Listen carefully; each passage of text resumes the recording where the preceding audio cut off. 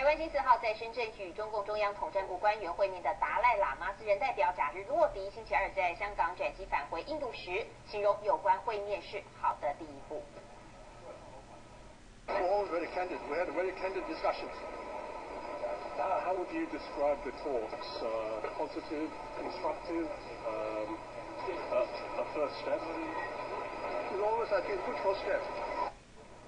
贾日洛迪又表示，这一次接触磋商按照计划进行，并没有突然中断，而双方代表之前多次会面有良好关系，对接触有帮助。他并指出，双方已经同意再次进行接触，但日期则有待他们返回印度向达赖喇嘛汇报之后才会宣布。新华社早前报道，中央官员在会谈时指出，拉萨314严重暴力犯罪事件给双方继续接触商谈制造了新的障碍。中央希望达赖方面言行一致，真正停止分裂祖国，策划煽动暴力以及破坏北京奥运会的活动，为下一次的接触商谈创造条件。